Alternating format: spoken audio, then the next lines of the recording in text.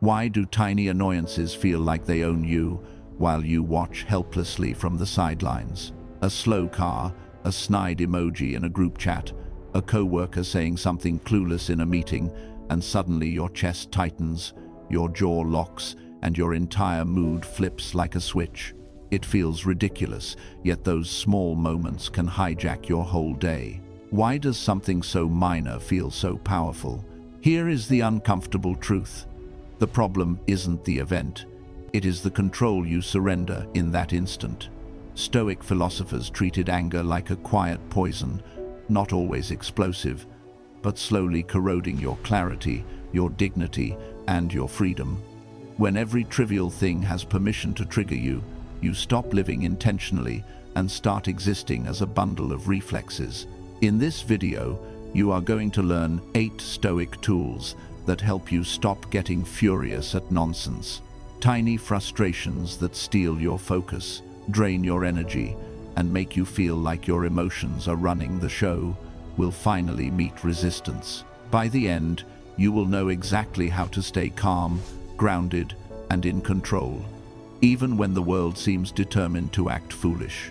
1. The Stoic gap, the moment that rescues you from your worst self. Before anger erupts, there is always a sliver of time, a thin, almost invisible gap where you still have full authority over what happens next. Most people rush past it so fast they never realize it exists. They speak, slam, type, or yell before their wiser mind ever shows up. Stoics trained themselves to live inside that gap. Every angry outburst begins with a spark, a rude tone, a careless action, a dismissive look, an ignorant remark. It is tiny, but it hits your ego like a jab to the ribs, and the reflex is immediate. Clap back, correct, punish, prove you are not to be disrespected.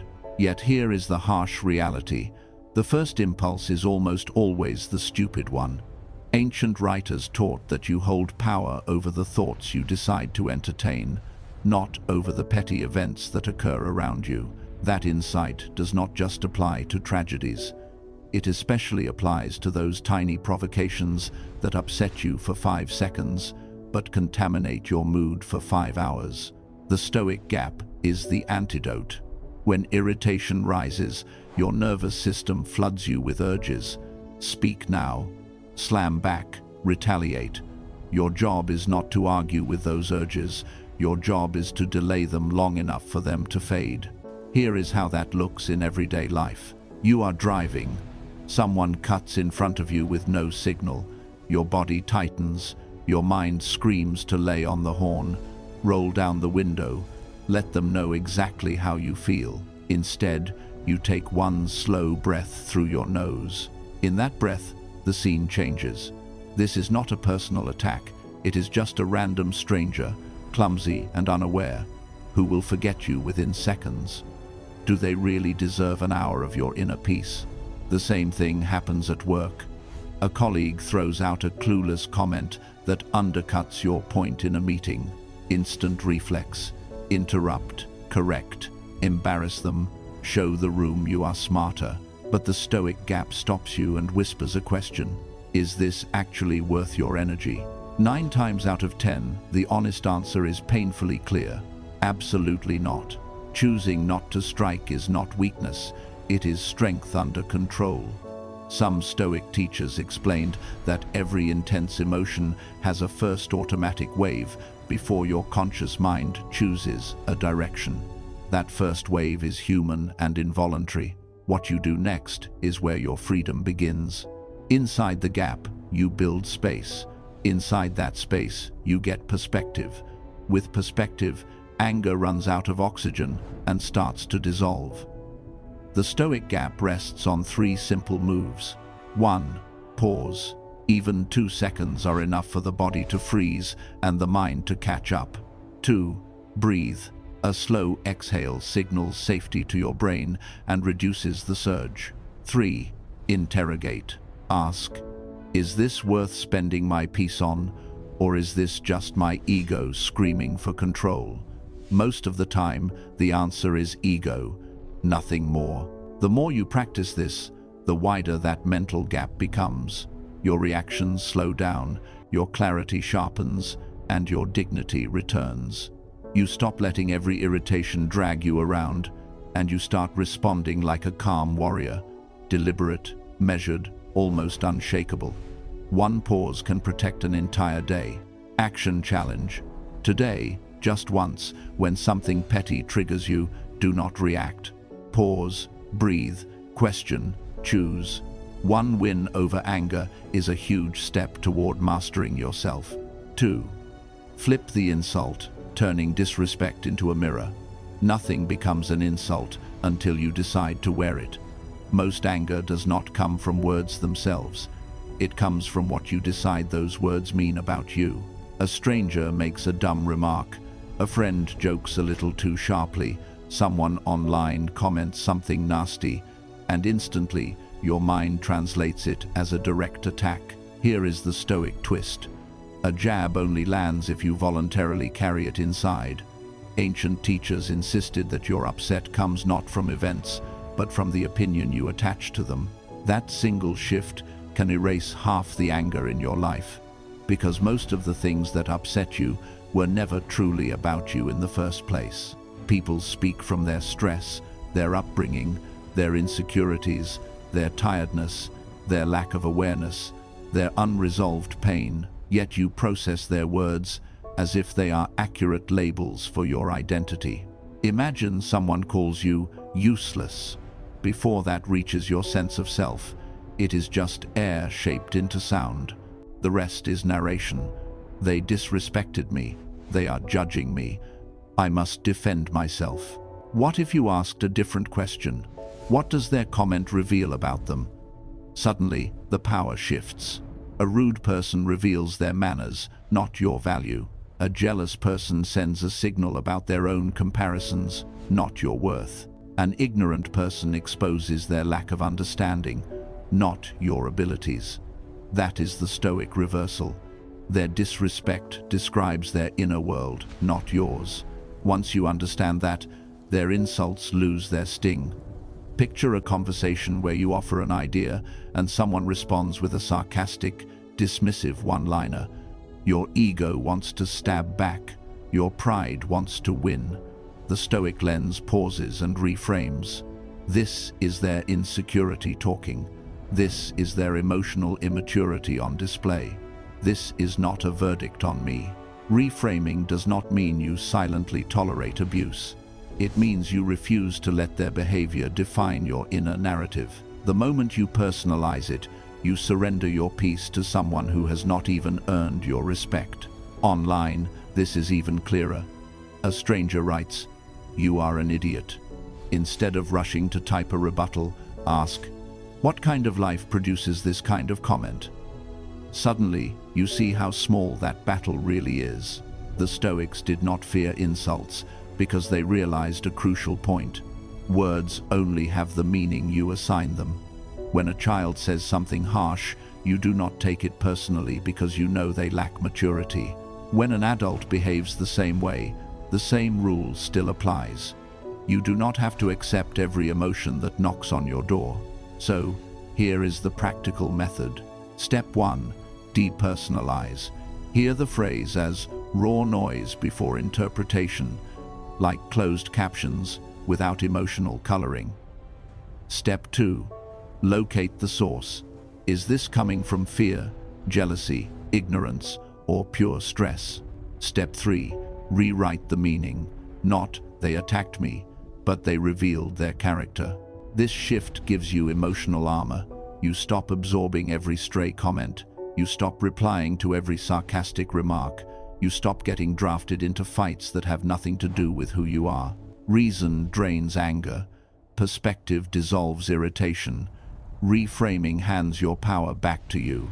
Action challenge. Think of 3 recent remarks that stung. Rewrite each one with the Stoic flip. What does this say about them, not me? Do this honestly, and you will watch a huge portion of your anger evaporate almost overnight. 3. The control filter, refusing to fix what is not yours. Nothing generates pointless anger faster than trying to manage things you never had any real control over. Stupid comments, rude behavior, noisy environments, delays, the way someone speaks, their tone, their timing. Most of the daily annoyances that rattle you share one thing: they belong to other people's choices, not your responsibility. Stoic thinkers drew a brutal but liberating line: some things are up to you, and some are not. Most unnecessary suffering comes from trying to bend the second category to your will. Here is the usual pattern. Someone says something dumb, you get triggered, and your mind snaps into fix mode. They must understand, they must change, they must respect me, they must stop acting this way. You, however, cannot control someone else's upbringing, stress level, maturity, intelligence, or habits. You cannot dictate how they see you, how they process information, or whether they grow. You can only govern whether their chaos is allowed to live rent-free inside your head. So Stoics used a mental filter that divides reality into two columns. Column A: things you can influence: your words, your actions, your tone, your decisions, your effort, your boundaries.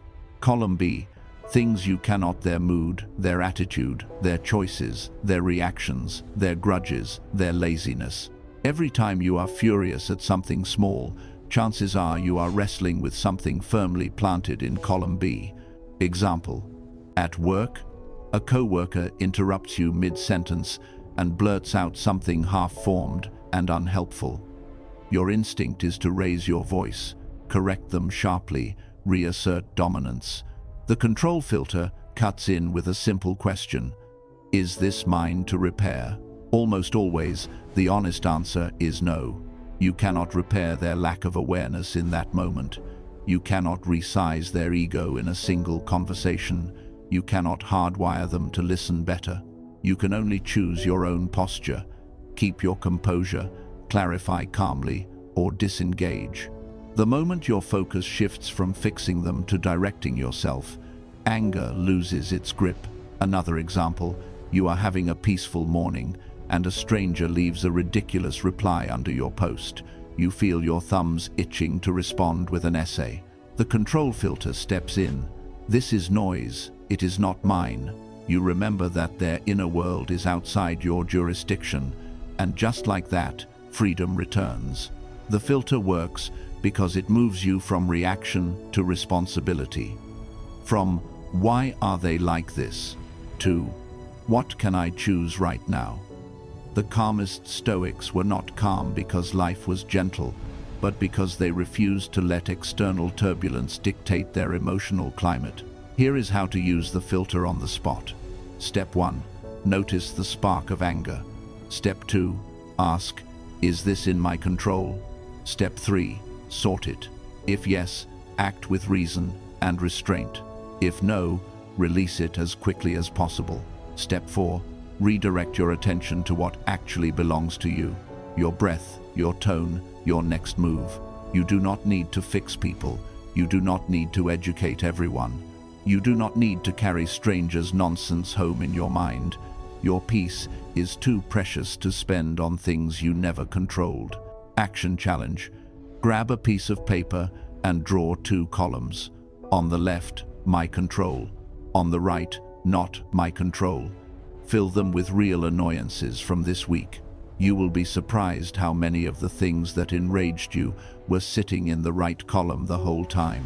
4. Size the problem, stopping small things from ruining big days. One of the fastest ways to stop getting enraged by trivial stuff is bluntly simple. Stop giving tiny problems enormous authority. Most people are not crushed because life is relentlessly catastrophic. They are crushed because they treat every inconvenience like a disaster. A spilled drink, a slow text response, loud chewing, a rude stranger, a message delivered with the wrong tone. None of these are fatal, yet your body sometimes responds as if you are under attack. Stoic writers knew this tendency well and reminded themselves that if something can be endured, they simply endure it. If not, They deal with it directly instead of simmering in resentment. Modern minds often flip that wisdom. They spend hours rehearsing anger over things that did not deserve even a minute. So here is the Stoic correction. Measure the real size of the problem before you unleash your emotional reaction. Picture this. You are at a cafe, and the barista messes up your order. You paid for something specific and did not get it, and irritation flickers. Before snapping, label the situation honestly. Is this a level 10 crisis or a level 2 inconvenience? Almost always, it is barely a 2. Yet when you respond with level 10 rage to a level 2 event, you drain your energy, stain your mood, and hand away your self-respect. Think about the last minor slight that made you seethe. 5 hours later, did it actually matter? 5 days later, did you even remember it clearly? Anger exaggerates the moment. Perspective shrinks it to its true size. Stoics practiced zooming out on purpose. They would ask, will this matter tomorrow, next month, next year? If the answer was no, they refused to let it dominate their internal world. That mental zoom out instantly deflates 9 out of 10 irritations. Take driving again. Someone cuts you off, adrenaline spikes. For a moment it feels enormous. Then you ask, is this a real threat or just a moment I will forget soon? You realize it is nothing more than a blip in an otherwise normal day. Here is a hard truth. Not every problem deserves an emotional outburst. Not every frustration deserves your full fire. Not every irritation deserves a seat in your mind. When small things keep getting big reactions, your life shrinks around trivialities. So use this method. Step 1. Rate the irritation from 1 to 10 without drama. Step 2. Match your reaction to that rating. A level 2 problem earns a brief, calm, low-energy response at most. Step 3. Decide whether it even warrants a response at all. Many times, silence is the most powerful choice. Step 4. Move your focus to something meaningful. Your goals, your relationships, your craft.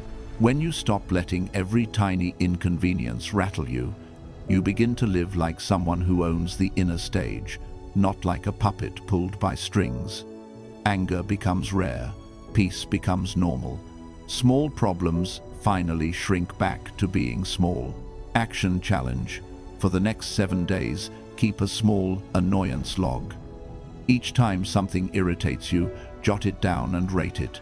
At the end of the week, review the list. You will see that most of the things that spiked your anger barely deserved any reaction at all. 5. Emotional minimalism, guarding your peace like treasure.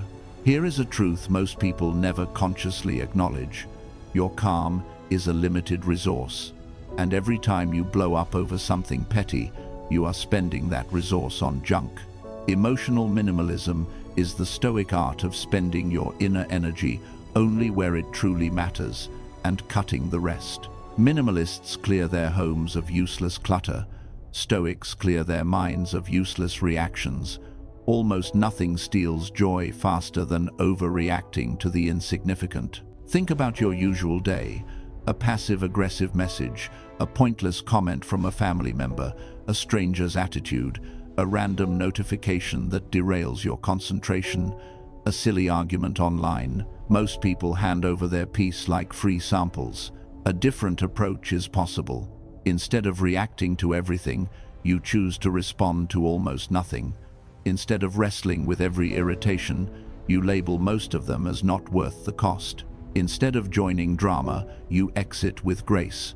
This is not avoidance, it is strategy. Your attention, emotional clarity, and energy are finite. If you waste them on gossip, petty arguments, and trivial offenses, you starve the areas that actually matter: your health, your craft, your relationships, your growth.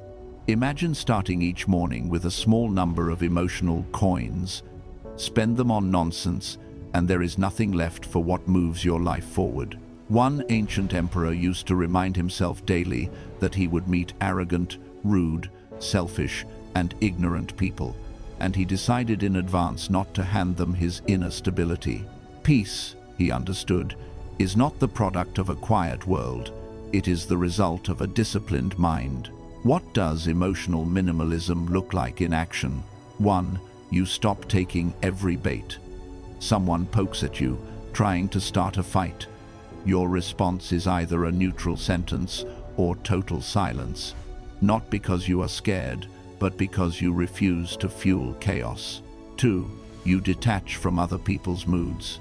Their bad morning is not your assignment.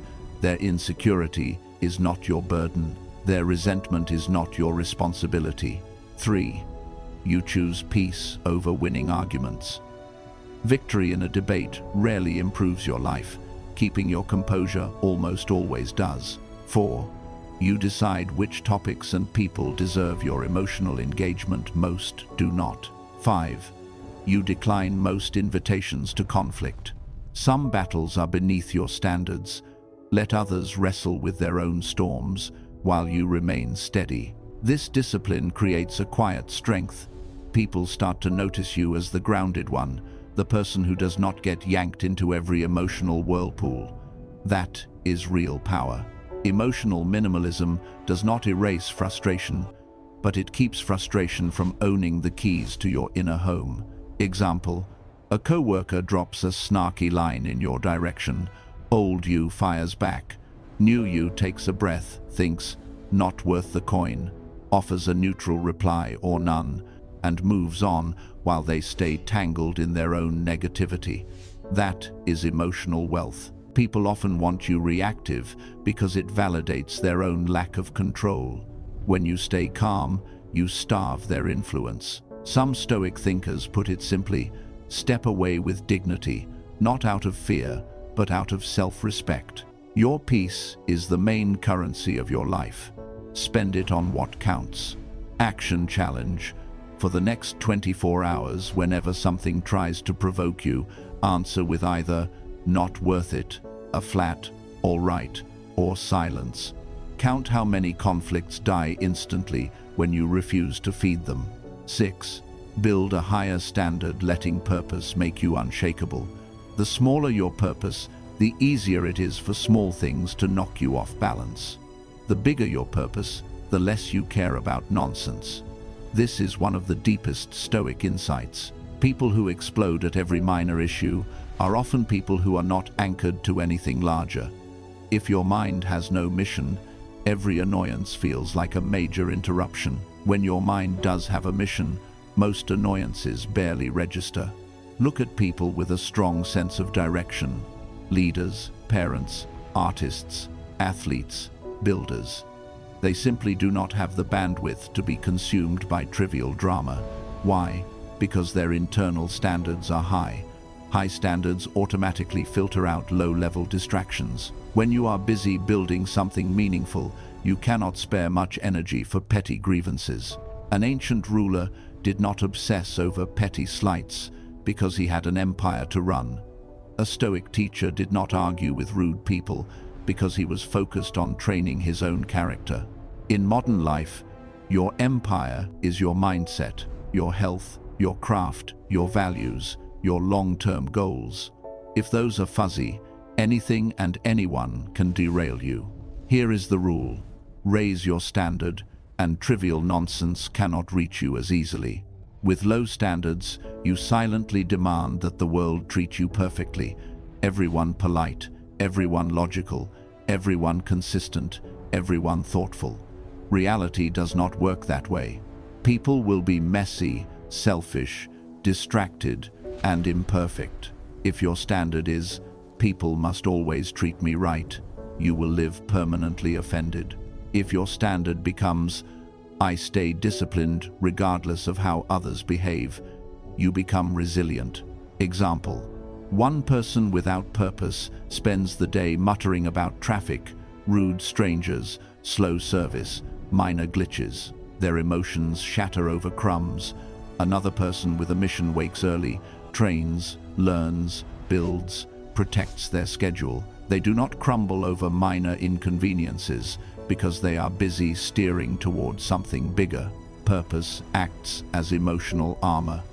When you focus on higher aims, your patience for pettiness shrinks naturally.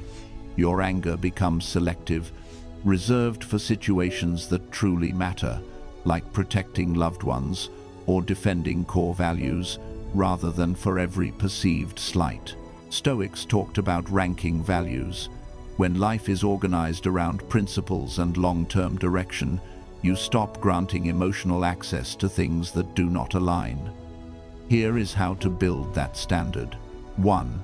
Define your mission. Who are you trying to become, and what are you building? 2. Create personal rules. I do not yell over trivialities. I guard my focus. I prioritize dignity over reaction. Rules turn vague good intentions into clear behavior. 3. Guard your attention aggressively. Attention is the doorway through which anger walks in. 4. Judge yourself by your standards, not by other people's behavior. Their disrespect never justifies you abandoning your discipline. When you rise, small things fall away. The higher you climb, the quieter foolishness becomes. It is not that the world suddenly matures, it is that you stop descending to meet its worst moments. When your purpose is big, your anger can stay small. Action challenge. Write down 5 values or goals that define the strongest version of you. Then, when irritation hits, ask, would that version of me get angry about this? Let that answer shape your response. 7. Release the outcome, walking away from unwinnable battles. One of the biggest reasons small things make you furious is hidden attachment to outcomes that were never guaranteed. You want conversations to go smoothly. You want people to understand you. You want logic, fairness, maturity, and respect. Even when dealing with someone obviously careless or dramatic, you secretly expect them to act sensibly.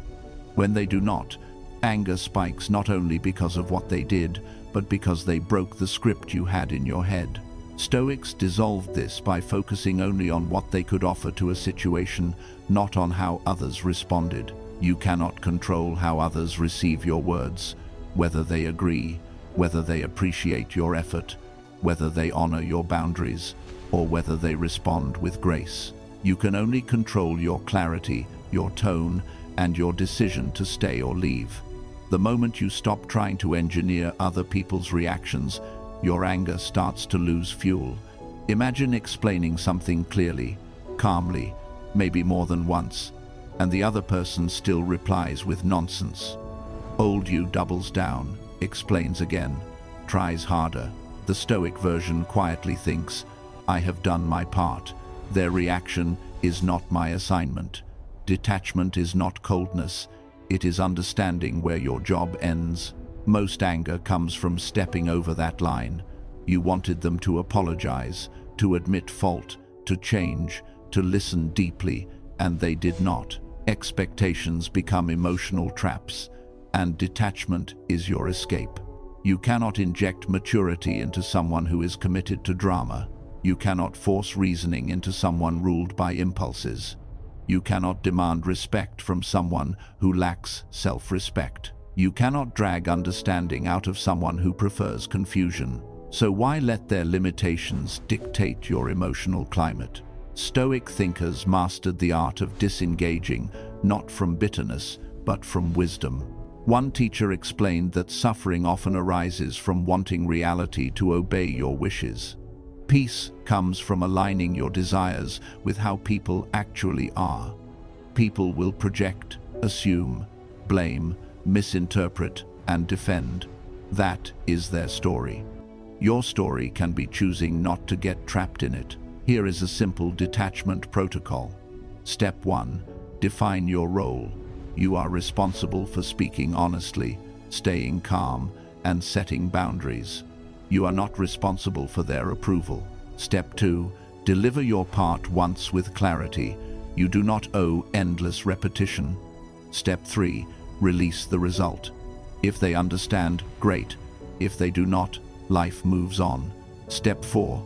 Exit when needed. Not every discussion deserves closure. Sometimes the real win is not being dragged in deeper.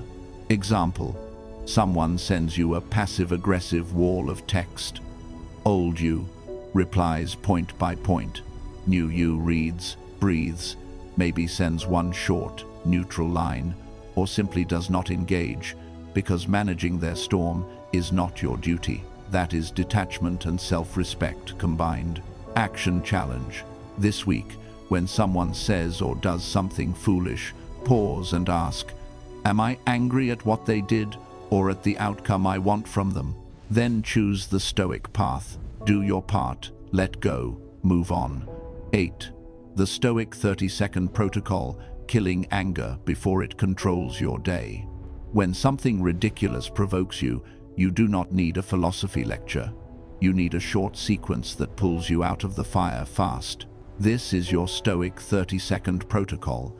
Use it the instant you feel irritation appear. Step 1. Pause for 3 seconds. Freeze your body and your tongue. Do not type, do not move, do not react. Interrupt the emotional surge before it becomes behavior. Step 2. Breathe for 5 seconds, with a slow exhale through the nose, sending your brain the message that you are not in danger. Step 3.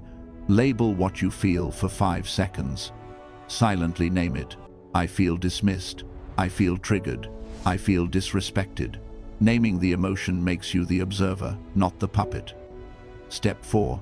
Shrink the problem for 7 seconds. Ask, is this a level 2 inconvenience pretending to be a level 10 disaster?